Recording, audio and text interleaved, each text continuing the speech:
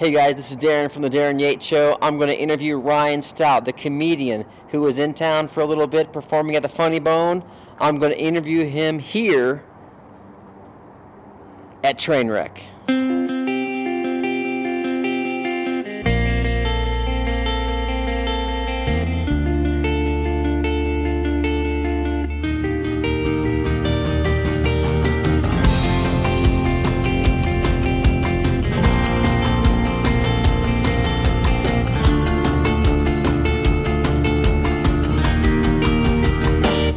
Well, thank you so much for joining us on the Darryn Yates Show on the Mayhem Network. So, you know, I'm a huge Conan fan. I have to ask about Conan. Yeah. What was the experience like? I mean, I saw the clip on your website. You nailed it, of course. Yeah. It's hilarious. You got to check out ryanstout.com. Tell us about Conan. Is he cool? Is he not cool? Is he different? Well, I mean, and this is a thing that would only happen to me, but before the show, I'm in the green room with two of my friends, and I'm like, I got to get out of here. Let's go walk around the lot, just be in the sun, do something, just loosen up. Yeah. I don't want to sit in this tiny little room with two other dudes for 2-3 hours waiting to go on. So we go out, we walk around, we're coming back in, and then I don't know if Conan does like a pre-show walk, but he's walking around, hands in his pockets, kind of thinking about stuff. And I've never met the guy, and I'm kind of like, well, do I say hi to the guy and interrupt his thought process, or do I just ignore him and then he sees me later and like, you didn't say hi, what's wrong with you? You know, so now I'm in this position, and I was like, well, maybe he's just getting ready for the show, we'll just leave him. And so I just leave him alone, and then later on set he introduces me, I come out to do the set, and he comes over and says hi, and I was like, yeah, we ran into each other earlier. I didn't know what to do, and now it's awkward. Now it's strange. I feel like a dick. Well, the fact that you bring it up though is probably cool. That awkwardness is sometimes funny, you know. I mean, and what he said too, he was like, "There's no process. You should have just said hi." Cool. But I mean, I just hate being put on a decision like that. Yeah. Right. So we're talking earlier about Chelsea Lately. Yeah. You've been a regular guest on Chelsea Lately. Yeah. 2 times. You're going to be on it again. 2009. January 29th, I think, is the date. Yeah. Is that right? We'll be on there, and then February 17 or 18, whatever President's Day is, I'm booked for that too. I'm real picky with music and comedians and everything, and I think you're hilarious. You got to check out his CD, check out his website, everything. But I gave you a CD last time we did this, right? Yes, you did. Yeah, and you listened to it. Oh, I did. The second listen is really the best. My wife and I just roll at your stuff. It's hilarious. Thanks, man. We're so picky, man. Yeah. When you get picked, when your pilot gets picked up finally by somebody, which it will. I mean, the Beatles were denied 26 times to look at a record deal. Right. You're still going to do interviews with me, right? Once you're big and super famous. Yeah, I'll call you right away. You'll get a tweet from me. You'll tweet me. That's for sure. I'll ask you for shirtless pics. So you have some.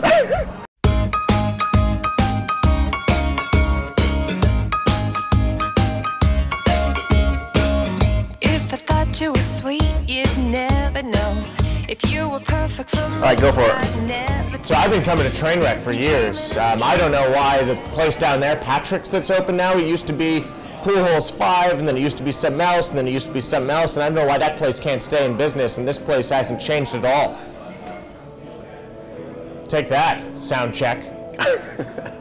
Opinionated. Check 1, 2. All right, I can talk too, can't I? Because I'm on wire. I'm wired. I got a long cord here. Is that what she said? Check it out. 1, 2. All right. Use that light on top?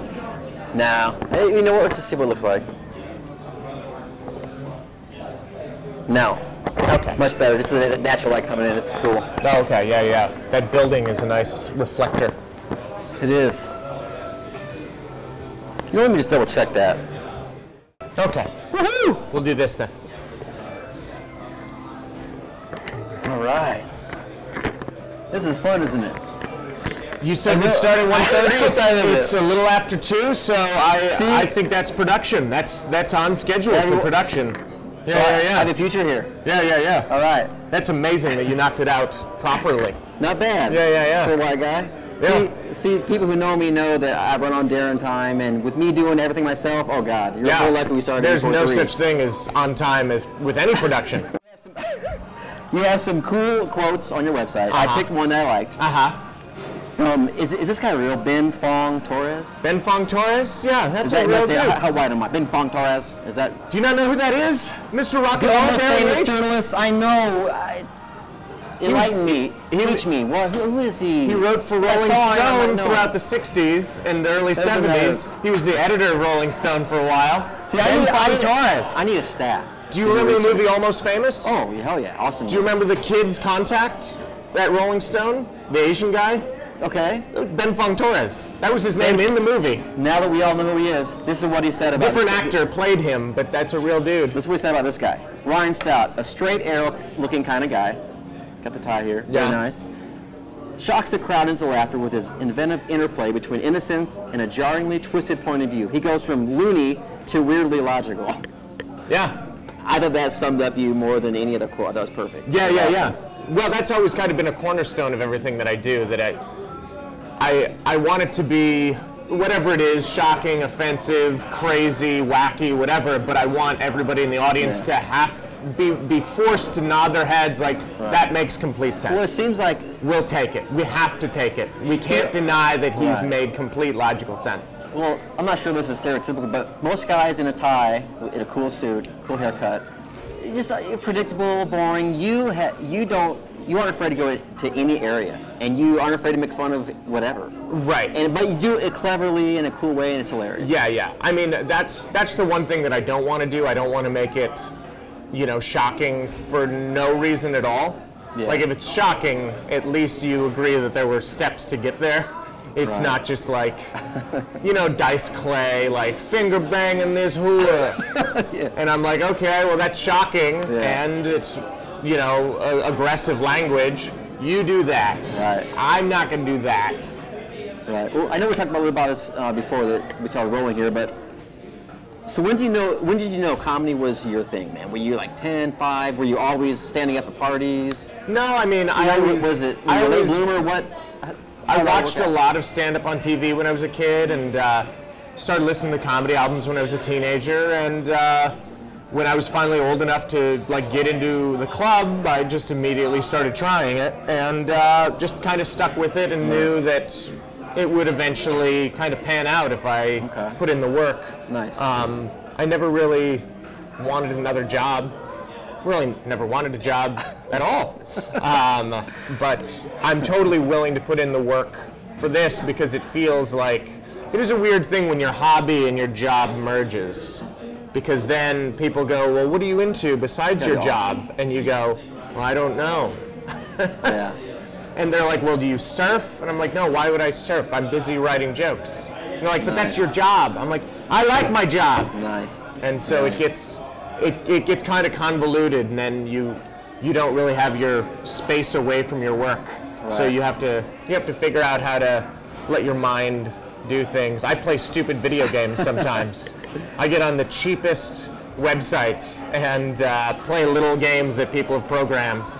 Well, nothing fancy like, Xbox 360 with, people running around, 3D, talking to people over there. No, I'm talking about, all right, so I'm just going to slice this rope, and then the little thing drops and it goes in the hole. Okay, let's do that. A little game, and then this thing, and swinging stuff. And speaking of little games, you have a game on your website. Yeah. Which I didn't play it, but I went to and I saw the 3 arms. It's kind of a funny thing. I didn't play it yet, though. Uh-huh. Funny story. I don't want to get into this. No, get into it. You're not interviewing me. I'm interviewing you. I'm interviewing you. But you know what I did in LA? That was your one of the craziest things. That's right. Damn it. I'm so proud of this. It's sad that I'm proud of this. I was a substitute teacher during the day. At night, I would drive crack whores around the Hollywood Hills. Crack whores? Whenever I first, crack whores. I mean, full on. They would just freebase heroin on the way to their appointment in the Hollywood Hills, and I would just. Back then we had pagers. They paged me when they were done. Yeah. And I would just pull off somewhere in my little Jeep and play my guitar and wait for them to page me. So you're hanging out in your Jeep. Yeah. Strumming the guitar, waiting for this girl to get plowed. And then she's gonna get back in, and she's gonna go. Now we have to go to this place. She's gonna hand me $50 at least cash, and that was to wait around. To wait around. I never hit on them. Never asked questions. They loved me. It was great. How did you get hooked up to that? You know what? A friend of mine in San Diego. When I first moved there, I didn't want to work in the corporate world. I hate it, like I said, man. And that's not corporate at all. There's no corporation that's dealing with that. None. I was fired or quit from all my jobs I've had. Not a corporate world. I hate. It drives me nuts. So my friend's like, dude, be a security guard or something, or be a driver. Be a driver for whores. So, you know, like the RFT here in St. Louis, it's equivalent of the LA Weekly out there. Okay. Has like maybe a half a page of massage, and you know, out in LA there's 20 pages of it in the back of LA Weekly. Yeah. I spent one day, I called up like 100 probably. And it was a numbers game. Most of them hung up. I was a cop, a sting or whatever. But 3 or 4 or 5 of them said, you know what, that'd be cool to have a driver. How much you charge? I'm like, holy fuck. Yeah, you're like, I don't know. I can negotiate now. My parents are so proud, yeah. I said, $50 for the first one, 35 each additional one. They go, all right, done. So if I did three rides to girls, that's 50, 30, that's 35, yeah. $120. Yep. In like whatever. And like in 3 hours, songs. 3 hours, yeah. It was awesome. I might do that. And I was a sub in Santa Monica. I might do that. So, oh, you're a substitute teacher? Yes. Yeah. Good thing they didn't know about your nighttime activity. Exactly. Talk about the St. Louis trip. Of course, you know, he didn't. Well, you probably care about St. Louis. You're here. You're here for like what, 5, 6, 7 days or whatever. Yeah. But I come here once a year. But it seems like you're pretty selective with where you go, or people are telling you no, you can't perform here. I don't know what it is, but I'm sure you're selective. But anyway, so yeah. So tell us about the process of deciding where to perform. You know, and why St. Louis, and your thoughts on the Funny Bone. How's that for a good question? Okay, that's a 3-part question. How do I select where I perform? Somebody calls my agent and says, we'll give him this much money, and then my agent says, that's not enough. And then they say, fine, screw you, and then I don't go there. Some people call my agent and they say, we have this much money. He goes, all right, I'm listening. And then this many shows, and have him come out, and then I come out. I just go to, no, it's not all money. Like, there are certain clubs that have bad reputations, and you know, the audiences are going to get drunk and scream and yell, and they're not going to sit and listen. The Funny Bone's been here for a long time, and I'm really good friends with the wait staff and the service staff and the management, and they have such a strong reputation that the audiences tend to come and sit and listen. And they listen to the show, and St. Louis crowds, for some reason, I don't know why, but St. Louis crowds love to buy merchandise afterwards. And drink, probably. No idea. Like other clubs, for some reason, you'll give them the best show of their life. And they'll scream and clap at every joke, and then they walk past you after the show, and I'm like, yeah, you want to buy a CD, buy something, take a free sticker? And they just go, we're good. So here they're like, give us everything. Nice. We just want all of it. CDs, they have a whole array of stuff. No, I just sell CDs and give away some free stickers and things like that. It's not a pressure situation at all, but I'm just surprised at the eagerness here. Yeah, nice. To be like, we want to take something home. We want a piece of you. Right on. Well, man, we appreciate us St. Louisans that you come here, man. So thank you. Yeah. So tell us a little story. I mean, hecklers. See, in a rock band, it's so easy just to ignore any negative whatever. Yeah, you turn up the volume a little bit, you play a little louder, and But you, man, you're up there. Just you, silence. You're almost naked, kind of. A little bit. Tell us about hecklers. How do you deal with them, or do you love hecklers because you can make a joke out of it? Or? Right. Well, what people don't realize is anything that comes out of your mouth that's a distraction is a heckle. So there are some people that I had this one girl at a show in Minneapolis. Like, I would say something like, "Did you guys ever go out and buy something? Your friends will buy something similar or identical, but you get a better price," and she'll be like, "Woo!" Now that's a very supportive sound that she's making to this rhetorical question. Get Melissa laughing there. But then you'll go on with your show and be like, "Yeah, I just bought a new car." Woo! And I'm like, "Are you wooing again?" Okay.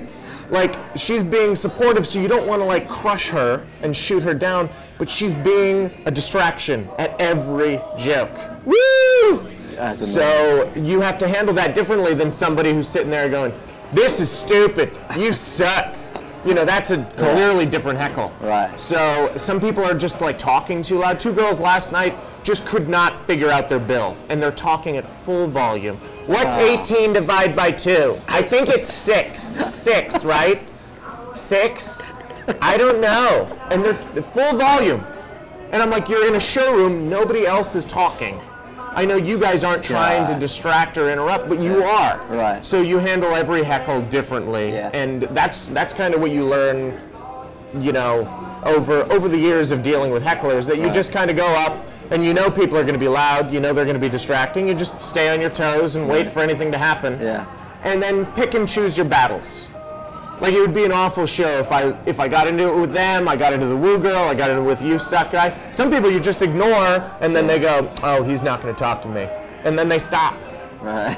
So, yeah, I pick my battles.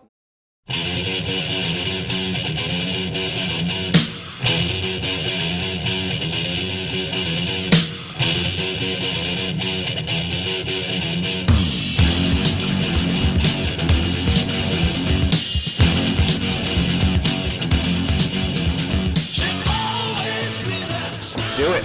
Toasted ravioli, one of the finest products of St. Louis, don't you think? Oh yeah. All right. Cheers, brother. This will not Cheers. be. This is. Should we do a shot or something? No.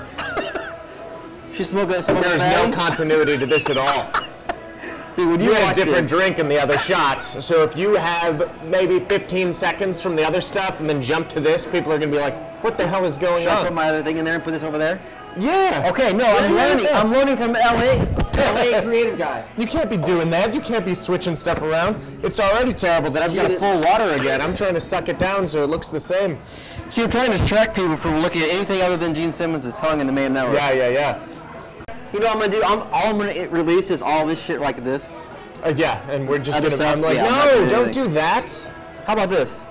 Yeah, you could do that. They won't know the difference. They will not. It's continuity. You're right. They might continuity. think yeah. Just for the That's crowd why you out there. can't put a new camera in the back. The shot changes. You saved the whole production. Little kiss in it. Little kiss promo. Yeah, they need promotion. Yeah. All right, anal audio guy. Now it looks like piss. I'm drinking piss a little bit. They won't know. That's okay. The lighting won't That's show cool. anything. We are back. Continuity is our theme here. Yeah. We are very continuous. Yeah. Is that the right word? We're continuous. We are. Mr. Ryan Stout, comedian. He's busy as all heck doing stuff in St. Louis while he's here for a few days at the Funny Bone. Thank you for stopping by. No, my pleasure. Appreciate it. But you know, I have a question about your, or not yours, but just in general. It seems like sometimes comedians plant people in the front couple rows. Does that happen? That never happens. That never happens. That never ever happens. Really? I don't know It just seems where. like sometimes when you watch a stand-up comedian, the person in front says something, and then he goes off on all this stuff that pertains to that question. It seemed like it was planted. Yeah. Well, what it is I've never known a comedian. I've never Can I known a answer the comedian question? friend, so I want to ask you. Yes. Yes. Now it's all you. There's no reason to believe that a comedian who's touring from city to city has the resources to plant someone in the It front wouldn't row. be that hard. Do you think just some random person would agree to do it? Yeah. And then they would just pull off the job magically? You can't trust people. You True. can't rely your That's- whole show on some stranger who is going to do this and agree to not get paid. And you can't afford to bring somebody with you city to city. Well, that's what I was. Okay. Like, I think all of that comes from people watching stand-up on TV that's been staged. I'm not saying your act. I'm saying. Right. No, but like they watch The Nutty Professor, where Dave Chappelle's character's on stage and Eddie Murphy is getting picked on, and they're like, "Oh, that's what stand-up is." I'm like, "No, that's a created environment of a stand-up show. That's not a real stand-up show at all. There's no heckling at the shows. There's no. Oh, and that's the other thing too. The reason comedians can respond so easily to hecklers is because everybody heckling is completely unoriginal. There's never a heckle where it's like, oh, I've never heard that before. It's always like, you're boring. You're a drunkard who's never at a comedy show, and you're saying stuff that you think is clever, and I've heard all of it. I've heard it again and again and again. Yeah. So I've got a wealth of things to respond to. Nice. Yeah. So I always liked, George Carlin was always a big influence, even though he never did anything biographical on stage, which is an interesting choice.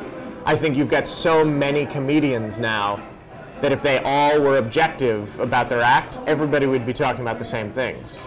So now we've reached this place in comedy where you almost have to be biographical. You almost have to say, I think this for these reasons that are specific to my life. And that's the only way to be original anymore. Yeah. A lot of my act has to do with just pushing the crowd around and being like, you've got all these cliche things that you think. Well, I'm going to try to test those and see where you are. Right. Like my act is a lot about them and not about me so much. Nice. But I don't think many people are making their show about the crowd necessarily. If you do stand-up long enough, you literally work with everybody. Like, people would be shocked to know that I've been on stage with Chappelle, Attell, Carlin even. You know, he stopped into the Comedy Store one night, and you know, I was on that show. Yeah. So technically, I've been on the stage with Carlin. Nice. Russell Peters is the biggest comic in the world, and he just saw me at a club one night, and he was like, "Hey, I'm going to do some things in Canada. You should come with me." And I went, "Great." And we did 18,000 seat arenas. Really? Wow. And when I say 18,000 seats, I don't mean we did 18 different 1,000 seaters. I mean an 18,000 seater. One show. Yeah. Wow. So, yeah, you just end up seeing everybody everywhere. Yeah. Certainly the group I came up with in San Francisco, we're all still in touch. You know, there were a bunch of us just sitting at the coffee house for, you know, open mic, and then we would go to different bars the next night, and we'd see the same faces, and now here it is 12 years later, and I'm like, "What TV show are you writing for? That's interesting. That's cool. Wow, how did you get that? But That's amazing." Kind of stay in touch and Yeah, my sit together. phone has Like at a least fraternity. 700 comedians in it. It's There's just the answer. constantly. Nice. Well, you know what, guys? Thank you so much to Ryan. Thank you, buddy. Thank you, Yeah, my yeah, friend. yeah. You guys check out Ryan on RyanStout.com. He's on Twitter at StoutRyan. Go to YouTube, YouTube, / Facebook. Ryan Stout. Watch some clips. Just Google Ryan Stout, and you guys, this guy's hilarious. I'll be the guy that comes up if you Google me. Get his CD, Touche. It's hilarious. It Definitely really do is. that. Yeah. And this is the Darryn Yates Show. You got any other final thoughts? No, this was great. Let's eat a chicken sandwich. Let's do it. Let's do it. All right. Yeah. Thank you, guys. Cheers. Thank you, Ron. Appreciate Thank it. you. Bye. Hold on, man. Yeah. I don't think I heard about it. Yeah, it's been in the news recently. But I'm sorry, the train. See, the train goes by. I'm not having a flashback. The train. See the train going by? Oh, yeah. See it runs around? Yeah. When I first went by, hold on a second. I'm having an acid flashback. There's a train that's going by. By the way, you guys have to come check out Trainwreck Saloon in Westport Plaza. They've been so gracious, so awesome. What's her name again? Melissa. Melissa's been Melissa awesome. took care of us. Melissa, you want to say hi on camera here? No, she's good. She's good. This is it. But to be a singer, like, you have to avoid booze, you have to avoid smoke, you have to, like, really take care of your voice. And you have to, it's like a life of celibacy almost. Some of the greatest rock singers in history didn't obey any of that. Right. Maybe They don't have that now. a lot of them don't have a technical voice. They just have a voice that's popular. You know what I That's mean? true. That's true. Yeah. You want a popular voice. You don't want a technical voice, right? You want to. Well, that's wanna why, be Steven that's Tyler. what the interesting thing was. But when they taught me how to technically sing, I could do it. And they were like, "That's amazing." Yeah.